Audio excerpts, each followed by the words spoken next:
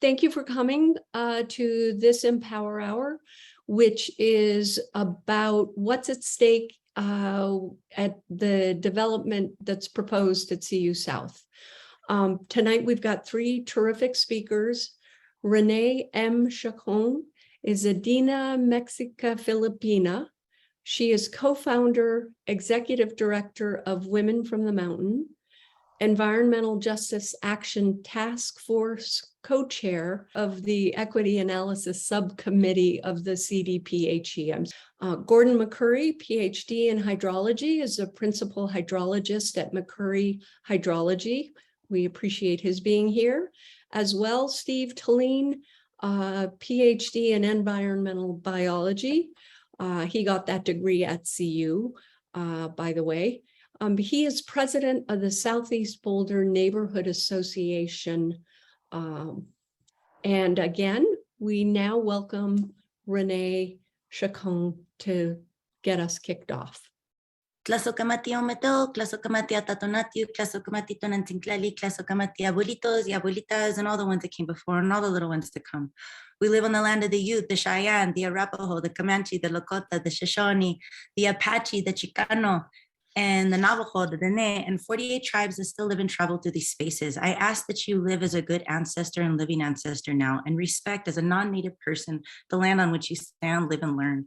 If you would like to learn more, please find out at Native Land CA, but the territory is Ute, Cheyenne, and Arapaho people, and it's incredibly important because they do not live on their own homeland in the own space of Boulder.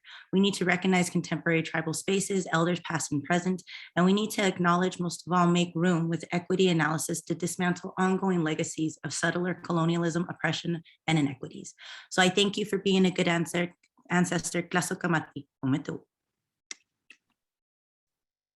Floodplains are critical for many terrestrial ecosystems, especially in arid regions like Colorado. In addition to the thousands of species of plants, animals, and fungi that live, feed, breed, and migrate through their varied riparian, wetland, and grassland communities, floodplains have sustained human hunting, gathering, and agriculture for tens of thousands of years.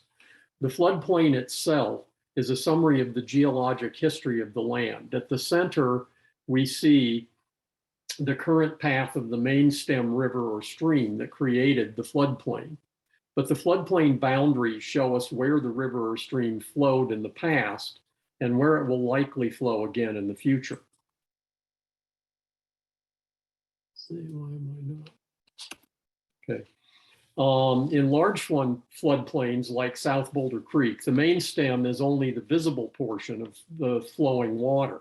Significant amounts of water continuously flow through the alluvium beneath the surface of the surrounding floodplain. This groundwater turns depressions into ponds and sustains the wetland, grassland, and riparian communities that cover the surface. The South Boulder Creek floodplain is the largest undeveloped continuous floodplain in Boulder County and one of the largest in the Front Range. The portion that makes up CU South is located near the center of the floodplain and supports important populations of at least 3 endangered or threatened species, as well as providing permanent and migratory habitat for over 100 species of birds and many mammals, including humans and their canine friends.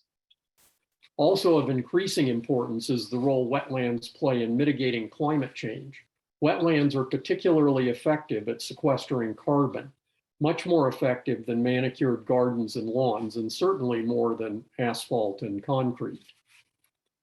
CU South land ownership and use has a long history.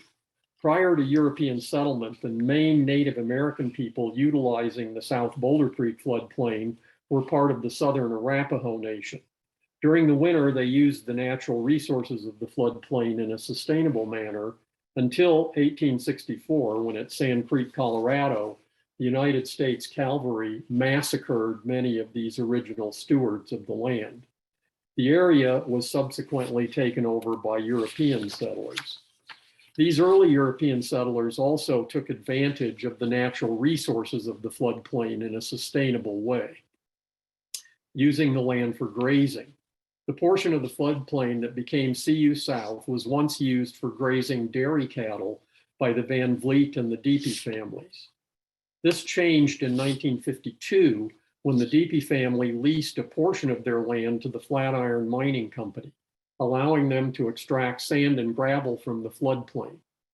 In 1972, the City of Boulder Greenbelt Committee unanimously agreed that the entire floodplain should remain open space, but it did agree to accept mining under the reclamation conditions filed with the State Mining and Reclamation Board. In 1978, the Van Vliet Ranch was purchased in part by the City of Boulder for open space and in part by Flatiron Mining. This brought the acreage Flatiron Mining owned to the 308 acres of the floodplain now designated as CU South. In 1981, 220 acres of the Flatiron Mining holdings were designated for future acquisition as open space in the Boulder Valley Comprehensive Plan. In 1995, when the gravel operations were completed, CU entered into secret negotiations with Flatiron Mining to purchase the property. The CU regents approved the purchase in 1996.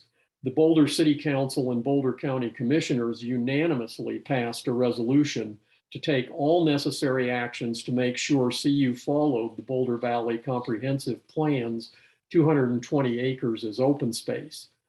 The then Governor Romer asked the regents to respect Boulder's smart growth policy. In order to develop the property, CU required water and sewer services from the City of Boulder. And in 2001, the city offered to purchase the property for open space and flood mitigation at a fair price. CU responded by opening secret talks with the cities of Superior and Lafayette, attempting to obtain water and sewer services from one of them. However, these attempts failed because the US 36 Intergovernmental Agreement specifies that only the City of Boulder can annex the property. To summarize the history of this land for open space and flood mitigation, in 1972, the City Greenbelt Committee agreed the entire floodplain should remain open space. In 1981, the Boulder Valley Comprehensive Plan reduced this to 220 acres for future open space, leaving 88 acres as suitable for development. In 2021, by accepting the current agreement with CU and their demand to develop 153 acres, the land for open space and flood mitigation was reduced to 155 acres. Virtually all of the 155 acres left for flood control and open space in the annexation agreement is in a part of the South Boulder Creek floodplain that could not be developed in any event. As the ownership history suggests, in recent times, the CU South property has undergone extensive land modification. From 1952 until 1955, the Flatiron companies removed 4 million cubic yards of sand and gravel, lowering the mined area by 12 to 15 feet. To gain approval of their mining activities, they submitted a detailed reclamation plan showing how the land would be reclaimed when mining was complete. The plan consisted of large ponds and riparian areas that would attenuate the South Boulder Creek floodwaters. During its operations, Flatiron Mining constructed what was only permitted as a temporary 6,000-foot-long levee to divert floodwaters around the gravel pits during mining. The reclamation plan did not include this levee, which diverted the water onto neighboring properties and the northeast portion of their property along US 36. In 1995, rainstorms flooded the northern part of the property with 2 to 3 feet of water, and in response, the property managers excavated a channel through a paved interior road to direct the water into Veely Channel, which opened a pathway to the US 36 low spot under Table Mesa Drive. In 1996, immediately after CU purchased the property, instead of removing the levee, CU and the mine operators, without authorization, increased the height by 2 to 3 feet. Then between 1998 and 2000, CU made 3 requests for FEMA certification to make the temporary levee a permanent flood control structure. FEMA turned down all 3 requests, but eventually the levee was certified. In 1997, CU, against strong objections from both the city of Boulder and Boulder County, lobbied the Colorado Mined Land Reclamation Board to gut the original flood attenuating reclamation plan and revise the plan to accommodate maximum future development. Revisions included trucking in fill dirt, some used to eliminate 38 of the 42 acres of ponds on the property. CU's revisions to the reclamation plan also allowed them to contour the property into a smooth bathtub-shaped channel that directed floodwaters toward the low spot at US 36, ensuring that the levee could not be removed safely. In this photo, you can see the levee running along here, around here, and then you can see South Boulder Creek is this further line of trees in the background there on this.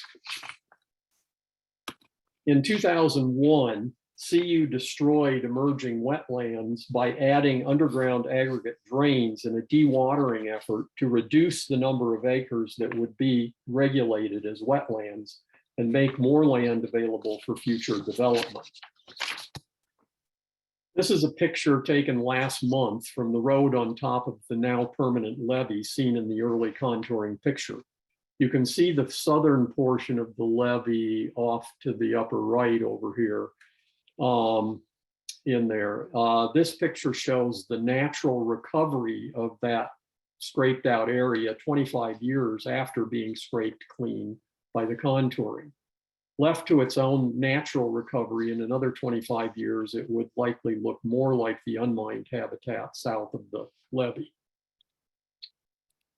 In September of 2013, a wide area multi-day thunderstorm occurred along the Front Range with much of Boulder County from El Dorado Springs to Lyons, experiencing severe flooding. This included most of the neighborhoods in the city of Boulder. There were 2 deaths directly related to the flooding, both in North Boulder. A number of streets and homes in South Boulder also experienced significant flooding. Of particular note is the east side of the Fraser Meadows neighborhood from the low spot at 36, which you see here, to baseline. So this section right here, all of this is Fraser Meadows here. So this is just the eastern portion. The Fraser Meadows retirement community experienced severe flooding in their underground parking garage and in first floor apartments. Because these lower levels were below the surrounding ground level, the water was able to flow unimpeded into these levels of the buildings. Since 2013, the retirement community has changed these areas significantly by adding berms, vegetation, and channeling the water away from the buildings, as well as adding stone walls and floodgates at the entrances to their underground parking garages. If these local modifications had been in place in 2013, the damage at that site would likely have been greatly reduced. While many streets and homes in the area and elsewhere in South Boulder experienced significant flooding, residents on one part of Koala Drive in East Fraser Meadows, a few streets away from the retirement community, also were quite vocal in reporting traumatic flooding experiences. The city of Boulder mapped the extent of the flood area and compared it to the FEMA 100-year model floodplain.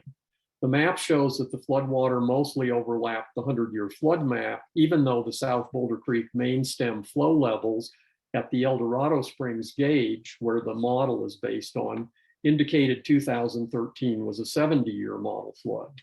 This is likely because the FEMA model is based on an intense 4-hour storm centered over El Dorado Canyon.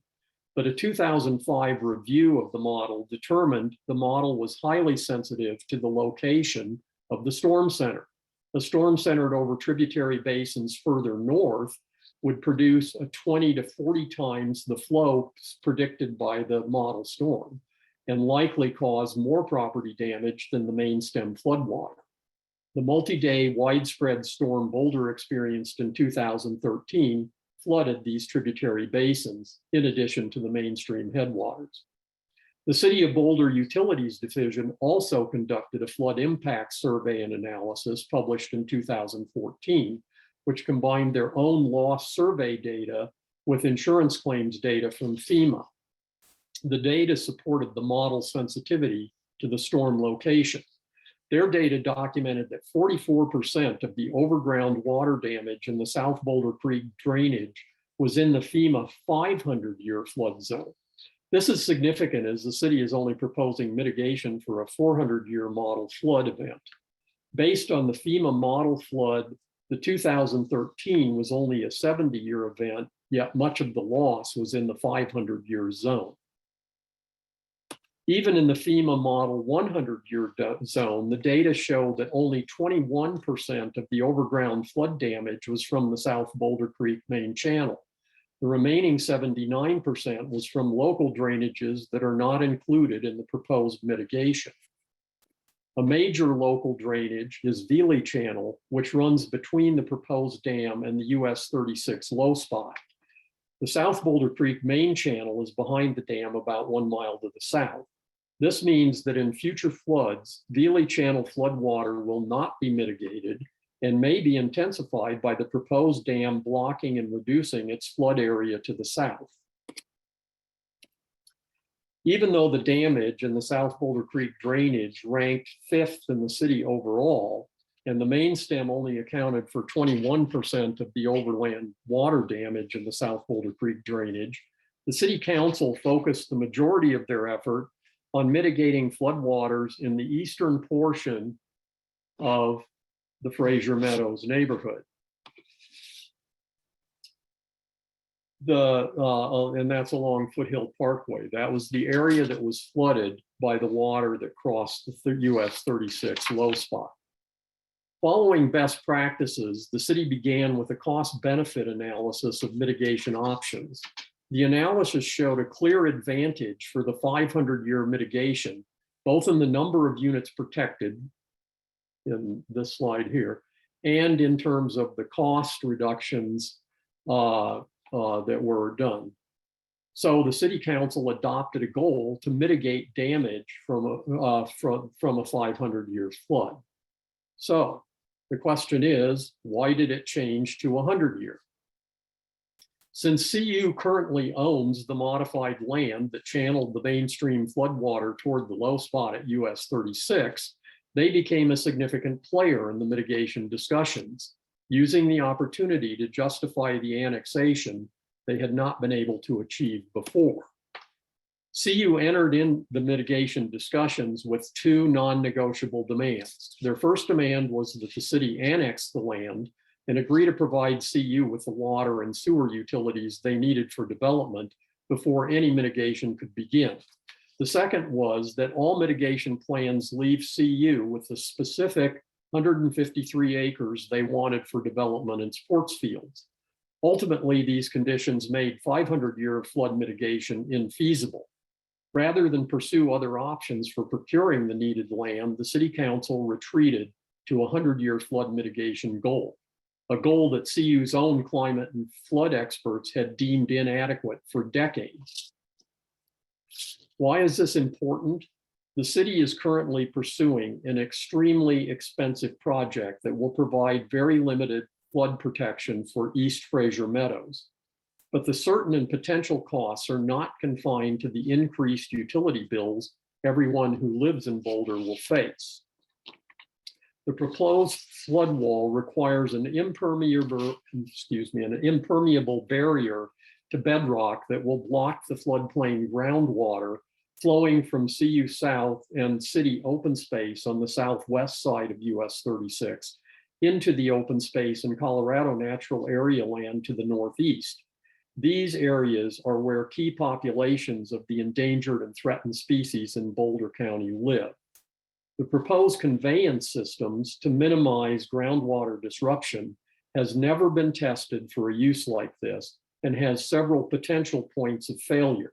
If this theoretical workaround does not perform as planned, both now and perpetually in the future, the disruption to the groundwater flow risks permanent destruction of hundreds of acres of sensitive habitat in the floodplain open space and state natural area on both sides of US 36. And there is no plan B. Listening to the land, what did we learn? Floodplains sustain an incredible diversity of life and help reduce flooding and cool the planet. Changes made to the floodplain in pursuit of unsustainable extraction and development economies can cause or intensify flooding in adjacent areas and neighborhoods and destroy critical habitat in others. Obsession with status and success can keep us from listening to nature and the land on which we depend, listening to the science that warns us of our limitations and fallacies, and listening to the commitments made to our fellow and future Earthmates, commitments we struggle to honor or break with each decision and action we choose right here, right now. Dr. Gordon McCurry will now present the science behind the South Boulder Creek floodplain and the proposed flood mitigation project on the CU South portion. Thank you, Dr. Telleen. Let me pull up my presentation here. Can you all see that?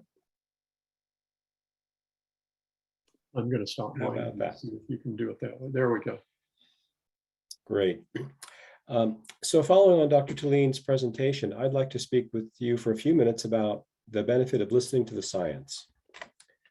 First, I want to take a step back and review with you the South Boulder Creek watershed at a higher scale and look at that watershed, our watershed here for tonight, in the context of climate change and how climate change is predicted to change the hydrology in the basin. That climate change context gives us good background for looking at two projects that are in the early stages of development in the basin. One is the expansion of the Gross Reservoir that's located in the basin. And the second, as Dr. Telleen just went through in some detail, the Phase 1 flood mitigation project. Here's a picture of the South Boulder Creek watershed outlined in red with various subbasins shown and labeled. Down at the lower part of the screen, down here, you can see the main stem of the South Boulder Creek coming out of the drainage. And what's shown in blue is the footprint of the 100-year flood extent. South Boulder Creek merges right about here in the lower right with Boulder Creek, which itself comes out of a mountain drainage to the west.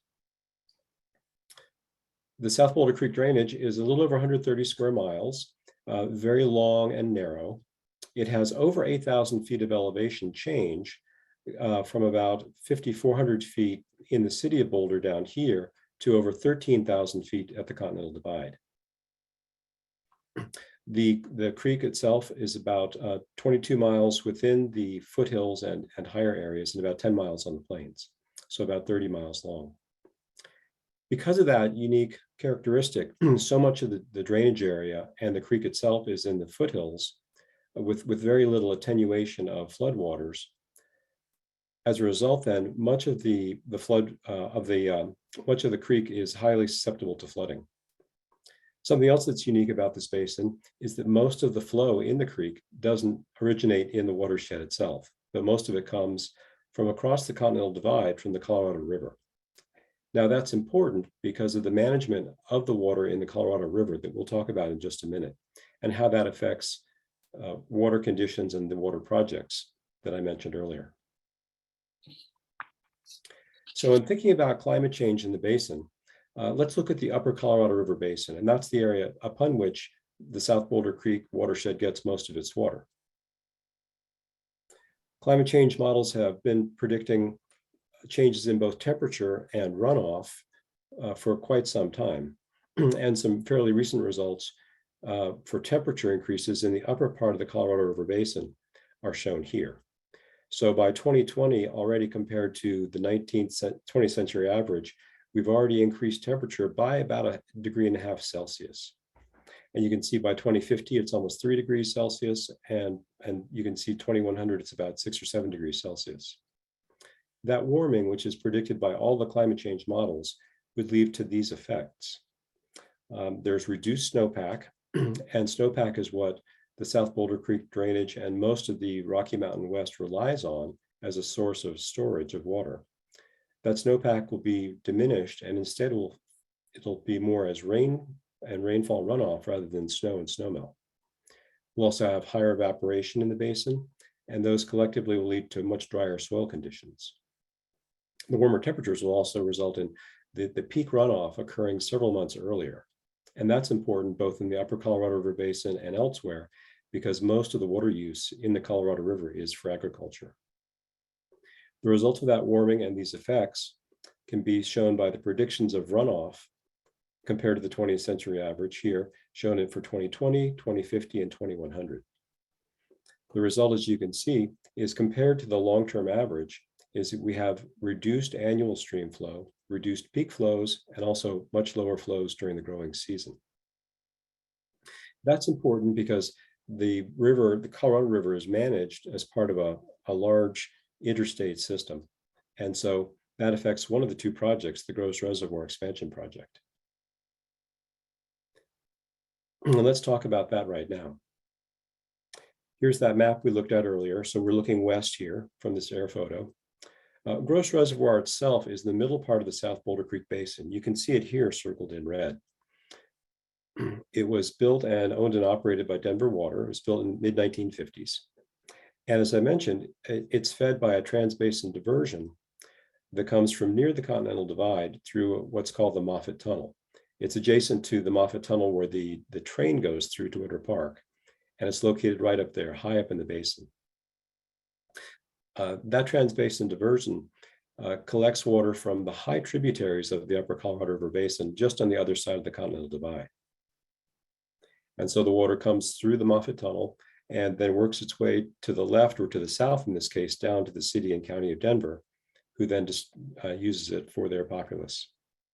The rest of the creek flow then, as you can see in the dashed blue line, heads down into the plains part and into past the city of Boulder, shown in the lower right.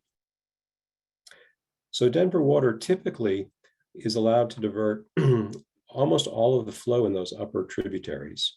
Commonly, over a long-term average, they divert about half the water, but unless there are restrictions on how much they can take, they can and often do take all the water available in those upper drainages. So that depletes the flow in the Colorado River itself. Let's look a little bit in detail about what's proposed for the enlargement of Gross Reservoir. Denver Water claims that they need the expansion for additional storage in the reservoir, and also to increase the resiliency of their whole water supply network. Here's a cross section showing the existing reservoir. You can see here, here's the current reservoir dam. It's about 350 feet tall. And then here's the new dam shown in the lighter brown color. The dam will go up about 130 feet. This would represent the largest construction project in Boulder County history. It'll roughly double the area of the reservoir if full, and roughly triple the existing capacity. Here's a rendering presented by Denver Water of what the reservoir would look like in early April before it starts to fill from the decreasing snowpack runoff. So you can see by the sides of the banks here on the side and toward the foreground that a lot of the area is going to be uncovered or exposed for the winter months of the year until it starts to fill in the summer. And this is under ideal conditions. But we really need to ask ourselves, how will that reservoir get filled? So it leads us back to the connection of the reservoir being supplied by the Colorado River drainage. Now, an important aspect of that here that's pertinent is that the Colorado River itself is managed through the U.S. Bureau of Reclamation by a compact created in the early 1920s. That's called the Rule of the Law of the River, and it affects these 7 states shown in the picture on the lower right. The upper basin states are shown in purple, and then the lower basin states in pink. And some of the major cities that get water out of the Colorado River Basin are shown, and most notably larger ones being Denver, Albuquerque, Las Vegas, and of course, Los Angeles, San Diego, and Phoenix. As part of that compact, the upper basin states have to supply about 7.5 million acre feet, MAF, million acre feet per year, to the lower basin states to avoid curtailments or reductions in usage in the upper basin. That hasn't been a problem so far, but that's because we've not experienced the full effects of climate change yet. However, since the 1922 compact was developed, the flows in the river have already decreased by 30%. And currently they're at about 12.5 million acre feet per year. Originally, it was thought to be around 17.5 million acre feet per year. And the climate change models, which the Bureau of Reclamation and others have been doing a lot of work on, show that the Colorado River flows will continue to decrease over time. So thinking back on this third bullet about the states needing to curtail their usage if flows drop below certain levels brings us to a critical juncture today. Here are some pictures of what the Colorado River looks like, manifested by what Lake Mead is shown at. On the left, you can see that the white ring, sometimes referred to as the bathtub ring around Lake Mead, this represents where the lake level used to cover the rocks, and now it's exposing those rocks. The lake level has gone down about 170 feet since the maximum water level in the early 80s. And in fact, just in this last year, the water level dropped an additional 26 feet. The picture on the right, you can see not only do we have a vertical lowering, but also a spatial diminishing of the size of these reservoirs. And just 20 years ago, you can see the shoreline was quite some distance from where it is today. Because of the ongoing drought since the early 2000s, referred to lately as a mega drought, the two major storage reservoirs on the Colorado River are at 28% of their capacities. And these, quite frankly, are the lowest levels since those dams were built and these reservoirs started filling. This is dire, and to the extent that the U.S. Bureau of Reclamation Commissioner at a Senate hearing 2 months ago said that the usage amongst all the 7 basin states must be reduced or curtailed by somewhere between 15 and 30%. And you can see how many million acre feet that is, I've shown here, starting next year, and that those basin states had to come up with their plan within 2 months. Well, that was today, or that was yesterday rather. And in fact, the states were not able to meet that deadline as to how they're going to curtail their usage. So this came out in the news just a couple of hours ago, to be honest. The commissioner of the Bureau of Reclamation forced Arizona and Nevada to curtail their supplies starting in January, so just a few months from now. And it seems likely, as climate change predicts flows are going to diminish even further, that other states, both in the lower basin and the upper basin, will have to decrease usage.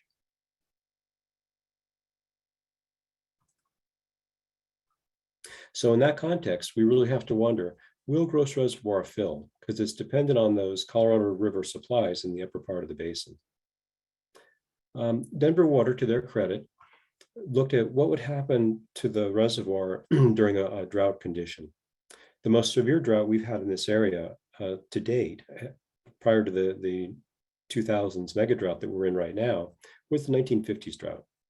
And so Denver Water modeled that under the auspice of the new reservoir being in place. And what they showed, I'd like to show you in a graph right here, that overall, the reservoir would only be full about a third full. The vertical axis is the reservoir storage, the volume, and the full volume would be actually at the top of the graph. The horizontal axis is various dates, about a 4-month date interval through the 1950s that represents that drought period. And the red line is the one we should focus on. That would be the water level, the storage in this enlarged gross reservoir during those drought conditions. And so you can see it'll drop precipitously down to about 25% of its storage after the first year, and then stay very low for a number of years until the drought ends right about here. This 1950s drought, incidentally, is about what the climate change models predict the Colorado River flows will be by about 2050 and 2060. So in the next 30 or 40 years under climate change conditions. So this is a pretty good proxy for the near-term flows that are available because of climate change. So in light of that, with the climate change and with the added possible curtailments placed on the upper basin states, including Denver Water, we have to ask, how often will this project fill? So that's my first case study for this area. The second now is, let's move downstream and talk about the phase 1 flood mitigation project. So here's Boulder Creek coming out of the canyon again. The South Boulder Creek, as I mentioned earlier, is at very high risk due to its flood potential because so much of the drainage can't dampen out a flood. And so in fact, Boulder is one of the most at-risk cities for flooding because of South Boulder Creek here and Boulder Creek just to the north.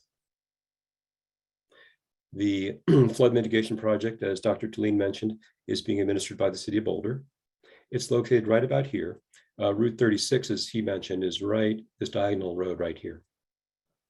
And as Dr. Telleen also mentioned, that the current design is for a 100-year flood. And I'll talk about what that means in just a minute. And it's for a flood coming out of the main stem, a rainfall event that would be right about in this area where I'm circling. So somewhere just slightly downstream of Gross Reservoir, which is right here. And that's what was envisioned as producing the worst flood for this design storm, which, as Dr. Telleen said, is nothing like the 2013 flood that we actually had. The benefits to this primarily are to the West Valley area or the Fraser Meadows area, as Dr. Telleen said. That's this area shown that I'm circling, that's shown in green and purple. These are the main areas that would benefit from this 100-year flood mitigation design shown over here on the left. The other areas in blue would continue to be flooded. To give you a context, though, let's look at flooding in South Boulder Creek Basin. Here's a list of known floods, recorded floods over the last 130 years or so. The dates and roughly the flow amount. Many of these are moderate, a few very large.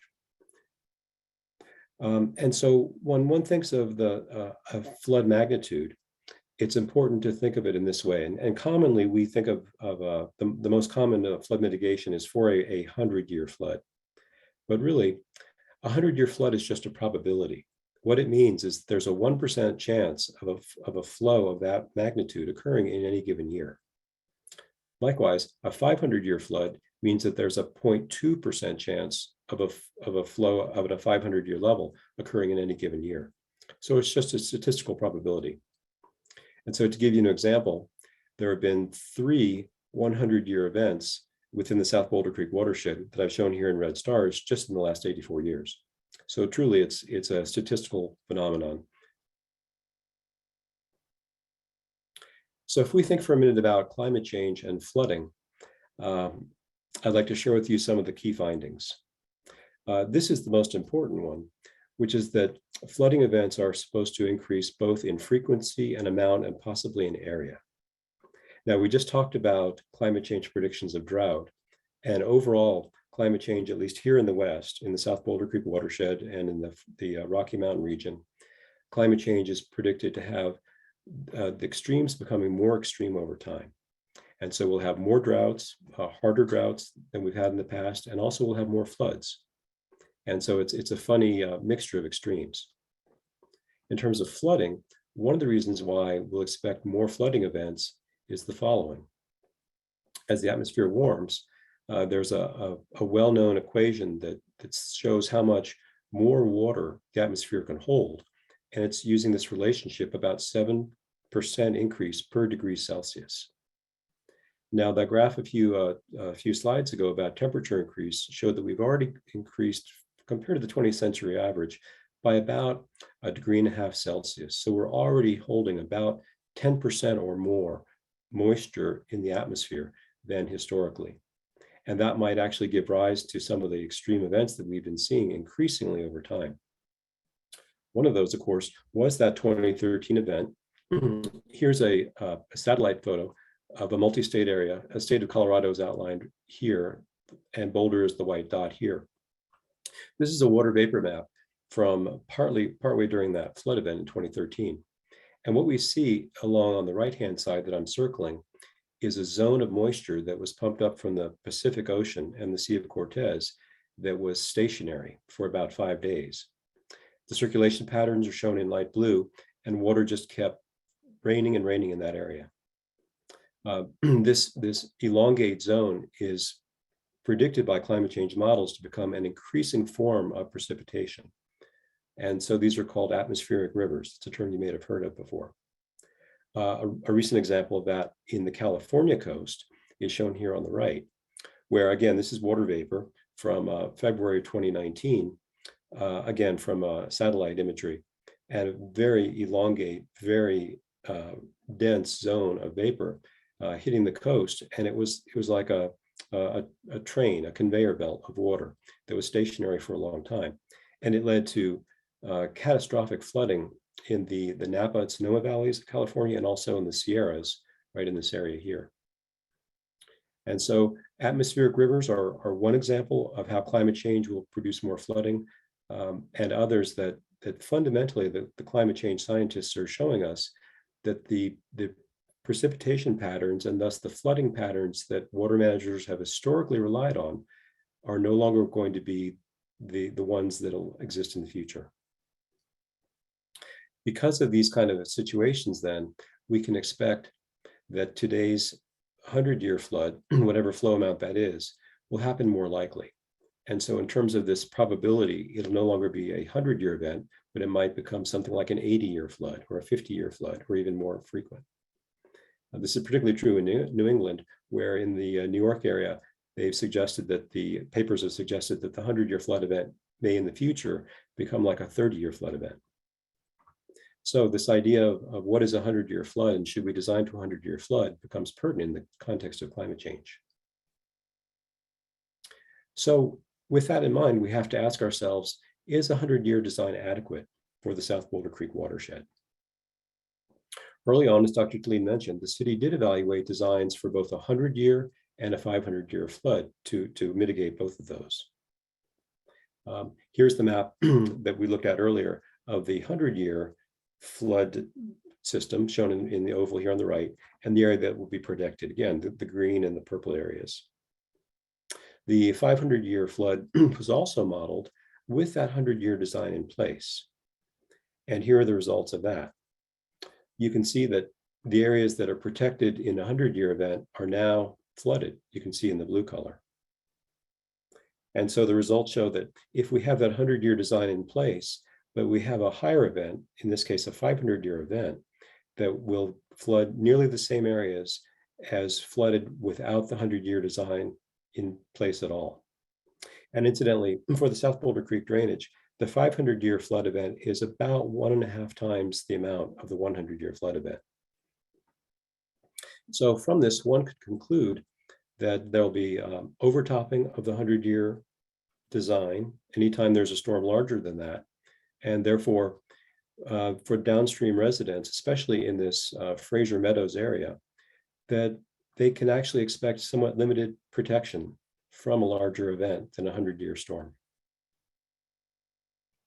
So I conclude by asking, in light of the climate change predictions and its increases in flooding, is this 100-year design the right choice for the South Boulder Creek Basin? And so just to summarize, the climate change studies have shown unequivocally that both droughts and floods will occur, both of them will occur more frequently and at higher intensities than in the past. And so, frankly, those should be designed for. We should listen to the science and have our designs accordingly. Unfortunately, I believe that the Gross Reservoir expansion project and also the Phase 1 flood mitigation projects here in the South Boulder Creek watershed are two examples of not listening to the science. And now I'd like to turn it over to Renée-Chacon, who will talk about the need to listen to the people. Renée? Hello, loves. Thank you. So why are we having this conversation? Because honestly, when we talk about climate justice, when we're talking about climate change, flooding, land use, and especially the CU expansion, we need to relate it to environmental justice. We are not listening to the science. We are not listening to community. And this will continue to have erasures, colonization, and harm to the biosphere, disproportionately impacted communities. And it is long overdue to culturally educate with trauma sensitivity, the human rights, the environmental justice, the rights of nature connections, and Indigenous communities, especially disproportionately impacted communities from climate change in the flooding plain, to influence, reclaim, rename, and control traditional territories to protect these communities now with environmental justice. Educate with ancestral knowledge and skills, so call back those communities. The Cheyenne and the Arapaho, as I mentioned before, don't even live here. They live in Oklahoma and Wyoming.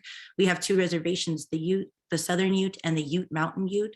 which very often we do not have direct tribal correlations or are able to have affiliation to reclaim their own ancestral waterways and conservation efforts.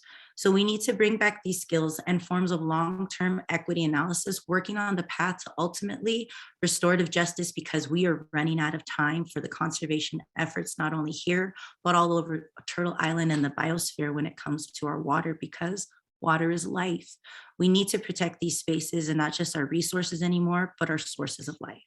We work directly as Women from the Mountain for environmental justice. We provide cultural enrichments in diverse communities. I work directly in Commerce City, where our water is tainted with benzene, hydrogen cyanide, hydrogen sulfide. These were used in gas chambers, and now the South Platte has 35 to 69 in some studies particulate pollutants. That does directly correlate to our health and our safety, which creates issues of public endangerment. We have circulatory issues, nosebleeds, and so many other forms of respiratory issues combined with COVID at this time that is considerably creating more and more health disparities and more socioeconomic disparities, leaving our communities out of sustainable and renewable sectors that is no longer allowable. We are counting this in bodies. So we work directly in being able to address forms of equity analysis on the Environmental Justice and Action Task Force for CDPHE, which I am co-chair with Pietro Soto on the Equity Analysis Subcommittee. We actually just had a meeting today. So I highly encourage you to join us as we try to protect Colorado. And who are we protecting from? Predatory behaviors. We need to realize that this expansion is predatory colonization, forms of capitalism behaviors, and practices that create cumulative impacts. And understanding cultural and trauma sensitivity now with restorative justice is everything when it comes to context. Racist practices such as redlining and housing discrimination, and long-standing inequities that have created colonization and genocide to count even more bodies, and indigenous genocide and removal, has created so many harms that have created systems of barriers across state and federal agencies that now are dangerous impacts from pollution that falls most heavily on the most disadvantaged Black, Brown, Indigenous, and poor communities, like where I live in Commerce City, and Boulder as well has redlined communities. In addition to the cumulative negative impact on human health and environment, fossil fuel depends on, and Colorado is a fossil fuel state, and contributes to the legacy of systemic racism in the United States. Oil, gas, and coal activity in the United States takes place on the ancestral lands of Indigenous peoples, making the fossil fuel industry complicit beneficiaries of the forced removal and genocide of Indigenous peoples. As I mentioned, we have benzene, hydrogen cyanide, hydrogen sulfide, and now even 3 different forms of PFAS in our blood and water. We are all connected. As mentioned before, yes, it is a living memory of this trauma, often in disproportionately impacted communities, starting with Indigenous communities, and it is a lasting trauma. Condemned by Congress, the Sand Creek Massacre marked the plains with blood, sparking warfare from the Texas to Canadian border. On the morning of November 29, 1864, U.S. Army volunteers attacked a peaceful camp of Cheyenne and Arapaho, mutilated the dead, and looted the village. The massacre left behind about 200 Cheyenne and Arapaho dead and many more wounded, with women and children compromising 2/3 of the casualties, according to the articles from the National Park Service. I ask that you remember this because this is still a living trauma, and the traumas of particulate pollutants just add to more barriers that continues to erase and cause exclusion of understanding how can we involve these communities with true equity analysis to heal what is going on, not just to the biosphere, but how we relate to the land.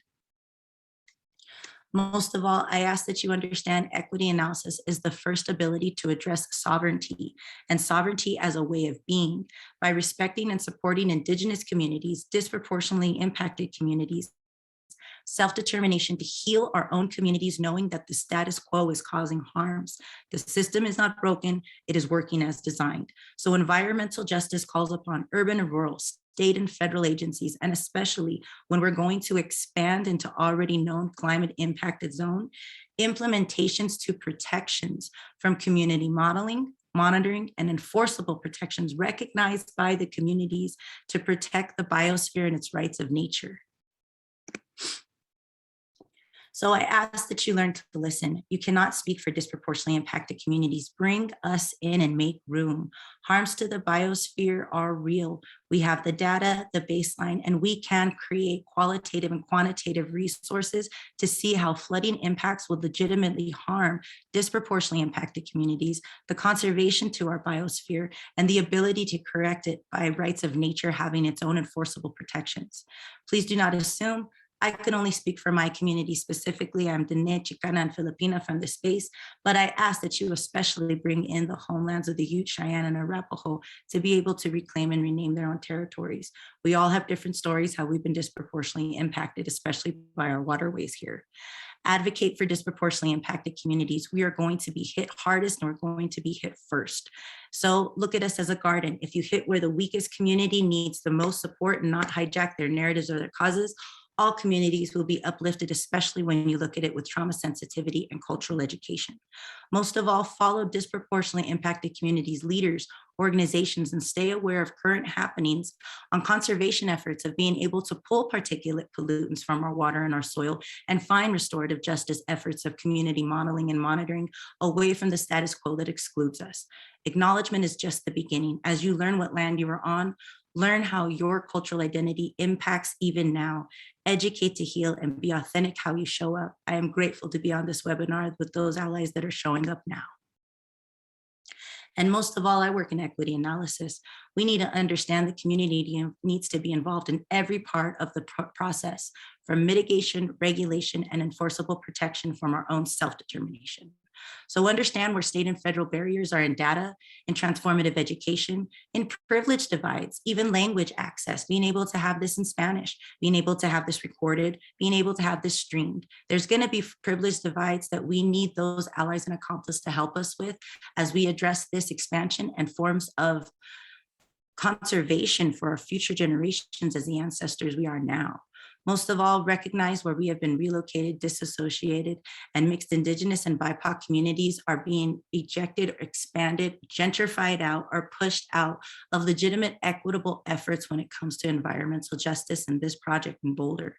Have continued equity analysis, outreach, monitoring communities, and able to mitigate and regulate, and most of all, hold industries and institutions accountable for potential public endangerment from not listening to the science.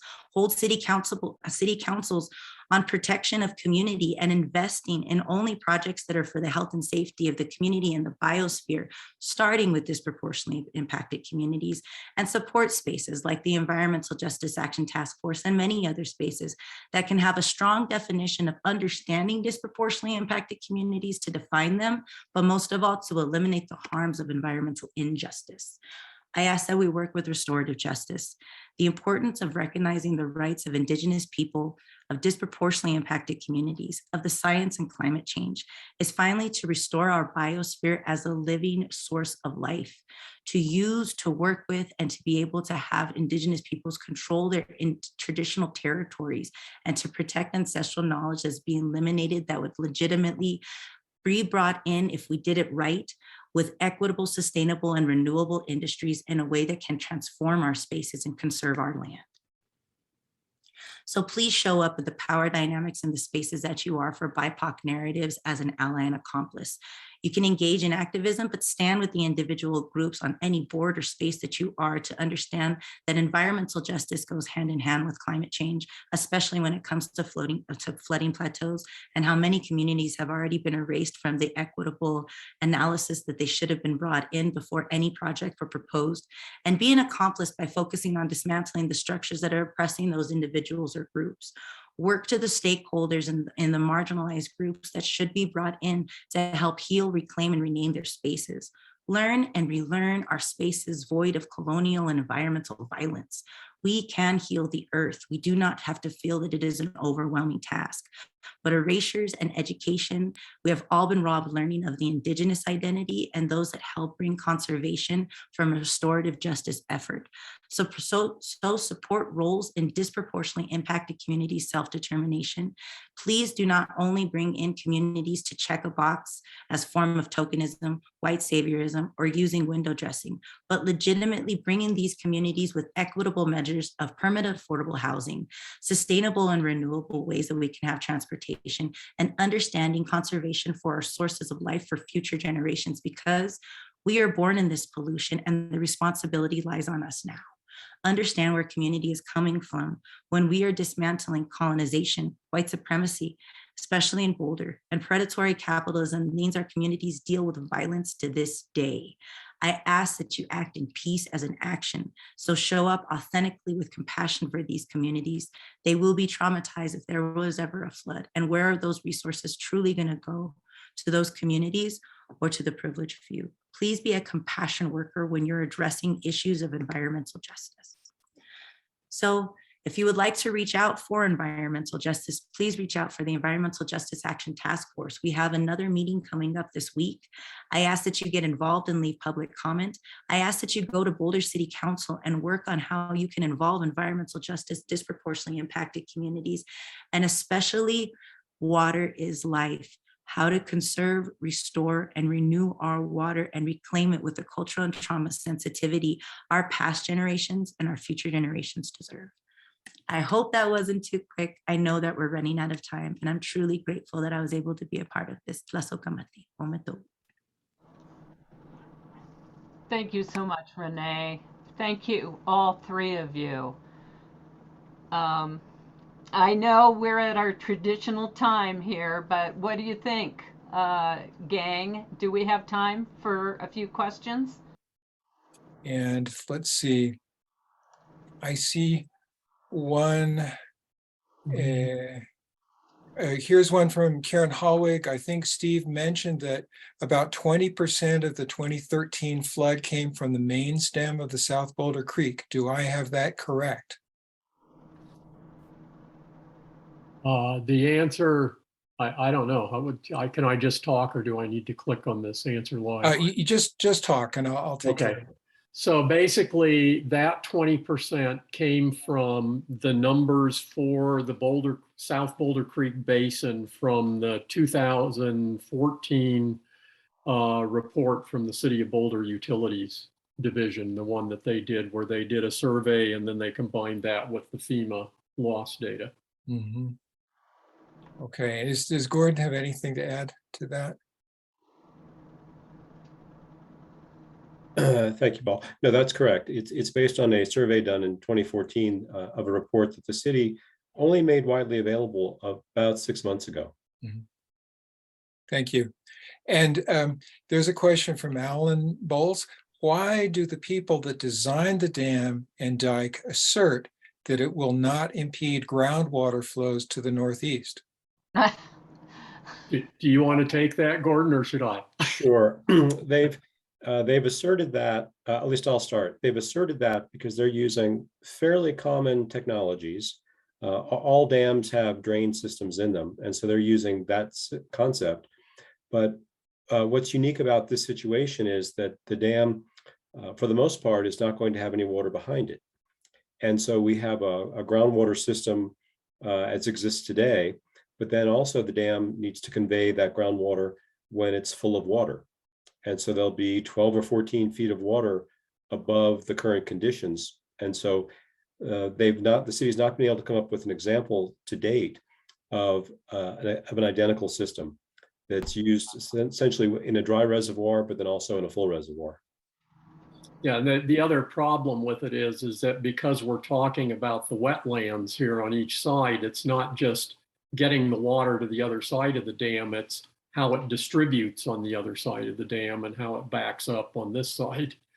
So it's also an even distribution, or at least a distribution that mimics what it does now. Mm-hmm.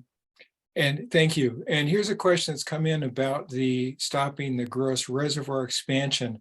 The question is, will the feds step in now that the upper and lower states have not met the deadline? That's the $64,000 question. Currently, the commissioner of the Bureau of Reclamation has imposed restrictions on just the lower basin states. As I mentioned, I think Arizona and Nevada for now, but climate change is going to predict that flows are going to continue to be reduced. And so in the future, there'll need to be more restrictions placed. As to whether or not that'll affect Denver water and their water rights to fill Gross Reservoir is uncertain. But given the trends that we see in decreasing flows in the Colorado River, it's not unexpected that there'll be restrictions placed on the big cities. And that'll affect the ability to fill Gross Reservoir. Great. Here's a comment. I really appreciate Renée Millard-Chacon being on this panel and the information and loaded with information and ideas, but all flew by quickly. So a couple of takeaways: hold industries accountable for public endangerment and authentic justice, peace as an action. Renée, any comments about that? Subcommittee, and yes, hold your industry, hold your city councils, hold your city accountable to how it is going to impact you at climate change. We cannot continue as if resources were 10 years ago. We need to move forward with transformative change and duality of knowing the reality of the climate impacts and who's going to be impacted first moving forward. So yes, it can become water wars. Peace is an action. Thank you very much. Thank you. Another question: are there City of Boulder plans for dealing with the other floodplains, or is the South Boulder Creek area the only one being planned for? Currently, I'll start, Steve, and then you can fill in. that's fine. Currently, the city has plans for most of the drainages. There are 13, if I recall right, 13 drainages that course through the city of Boulder city limits. And there are plans in place for the majority of those. Surprisingly, no plan in place for the Boulder Creek itself, but for most of the others. However, most of those are very small drainages, so the flood mitigation for those, where feasible, will be relatively lower cost. A unique thing about South Boulder Creek drainage is that it's undeveloped, whereas almost all the other drainages that go through Boulder are fully developed. And so any kind of flood mitigation for those other drainages is going to be very difficult because of that. So that brings up, if you're done, Gordon, I'm sorry, you're done. I want to bring up 2 points around that. One is that's one of the points, is to get this 100-year flood mitigation, the city is basically allowing CU to develop these 153 acres that are currently undeveloped. And so that's going to now put the South Boulder Creek floodplain in the same position, because if you have a 500-year flood, or flow at least, that now overtops and goes into these neighborhoods, and now they're screaming again, you basically just developed all your land that you could have used to do anything about the 500-year. In fact, as I pointed out, that's why the 500-year was dropped by the city, was because CU wouldn't allow them, or wouldn't consider the land that they needed to do the 500-year even now, even though it's still undeveloped. The other point I want to make, which is indirectly related to what you're talking about, is South Boulder Creek mitigation, particularly in this instance, you can look at as sort of on the southwest side of 36, and then once you get to the northeast side of 36. And this basically is an interesting question, because Veely Channel, which I mentioned in my talk, actually is what flooded the neighborhoods, the Keewaydin Meadows neighborhoods or whatever, on the northeast side of 36. It was not the Boulder Creek. Well, it was some of the Boulder Creek main channel, but it was Boulder Creek main channel after it had crossed under 36. And this detention, they have to have drains out to get the water out from behind even the 100-year dam here within a certain amount of time. That's a regulated time. And so their proposal in this dam is to run the pipes through, basically, that will carry the water behind the dam under 36 and then dump it into Veely Channel. Okay, so Veely Channel already overflooded in 2013. It topped Baseline, or South Boulder Road rather, and ran down into those neighborhoods, partly because it had not been maintained, but which is a completely other issue. But the fact is that it was designed to carry a certain amount of water. This new water coming in from under the dam, from behind the dam, is going to pretty much come, as I at least as I've seen the specs, is going to almost double the water that's going in there. And so basically, we asked the city, because I happen to live in Keewaydin Meadows neighborhood, we've asked the city back several times about phase or about what they're going to do about this. And basically their answer is, well, we'll deal with that in phase 2. Okay, well, phase 2 is probably, given particularly with the cost of this phase 1, is going to be probably 50 years in the future. So basically we're going through Gordon's, how many floods are we going to have? And that's how many we have to deal with on the other side of 36, that they're not just not mitigating, they're basically potentially making worse. So it's a complicated, South Boulder Creek flood mitigation is a complicated issue. Another question here. Please explain how citizens of Boulder will be able to vote on this CU expansion in the fall election. It's a referendum on the ballot. It's the repeal CU South referendum. We don't know the number or the wording yet, but I believe on Thursday the council's voting on that. But basically you want to vote yes on the CU South, repeal CU South referendum is the way you can stop it. And then that'll force them to, that'll basically stop the annexation that's happened. And then we can discuss some of the other mitigation options that sort of have been pushed under the table or not discussed so far.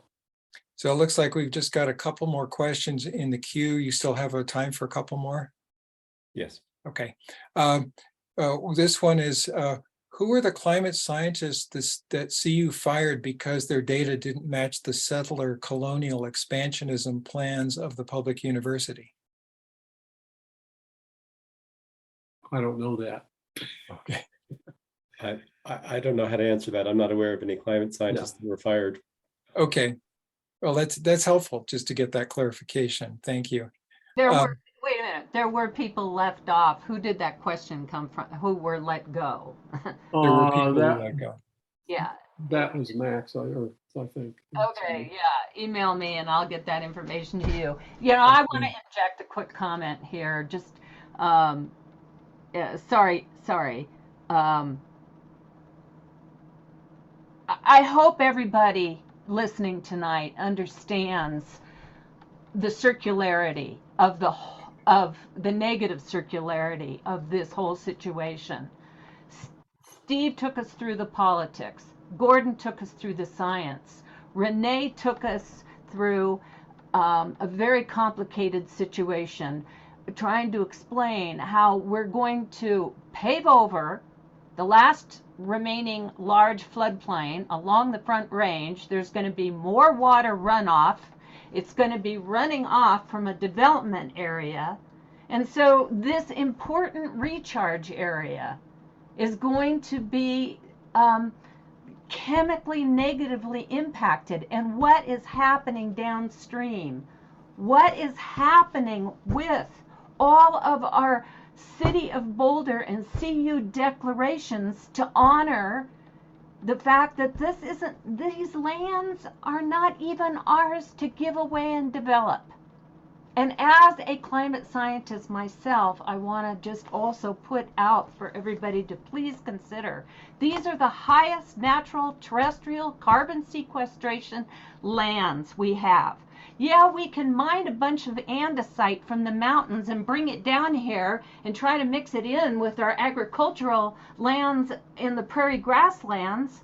Or maybe we can take a look at the bigger picture, take a look at the communities downstream that we're impacting, not just, you know, Fraser Meadows where the CU president's house is, and expand this question to be a much bigger issue, especially when now we know that FEMA is questioning if they have the funds to continue to bail out communities that repeatedly flood.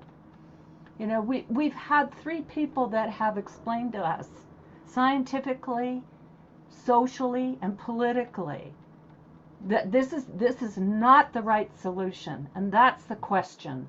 I think my last question to all of you. There's some other questions there, but I wanted to make sure that question comes out to all of you, and you all send me an email on that. Thank you.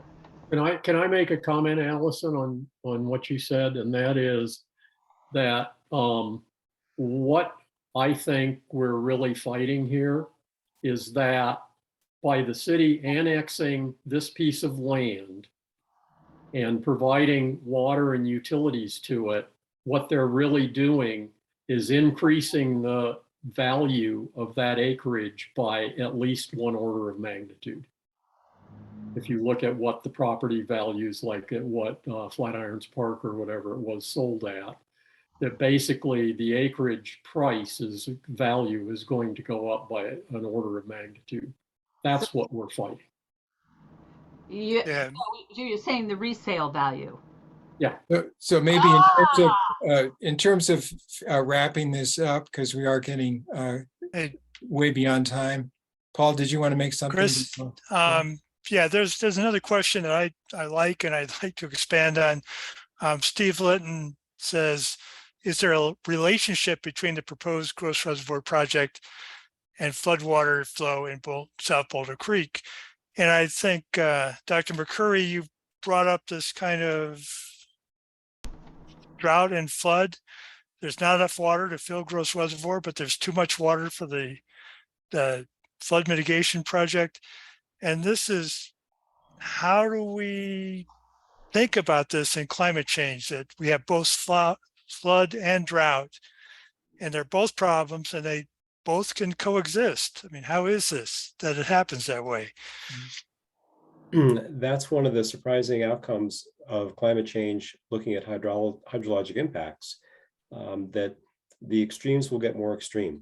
And that's probably the best way to think about climate change.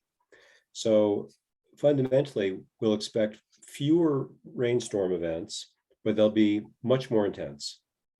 So between those events, we'll have drought conditions, but then when we have them, we'll have floods. At least that's to put it very simplistically. Thank you. Renee, do you have any additional last words before we wrap up? I always ask that we just work in equitable measures of understanding how to restore the biosphere in communities that are first going to be impacted, especially the water. Understanding that we do not have this, again, the same resources that we past generations have had, more pollution, and the new sustainable sectors don't necessarily have these forms of equitable measures specifically for disproportionately impacted communities. So being really mindful about, when we move forward, what do protections, mitigations, and regulations really do look like in those spaces? And how does this annexation really going to impact those communities? And especially our biosphere. Our biosphere needs to have forms of rights of nature at this point for conservation. Indigenous communities have advocated this for years. There's ancestral knowledge to understand how many things are connected, especially waterways. And bringing in these communities could also be another form of healing with cultural and trauma sensitivity about predatory behavior, so we don't continue in these new sectors to perpetuate harms anymore. So being as equitable as we can and analyze it with the awareness that we all deserve and the respect we deserve. Thank you. And thank all of you. We've had wonderful presentations. This has been a very rich evening. Steve, Gordon, Renee, we really thank you on behalf of everyone at Empower Future. We thank you. And we encourage everyone to once again, look on the website for the recording of this and further information about how to get in touch with this effort. And then please tune in next time in September. Thank you very much. Good night.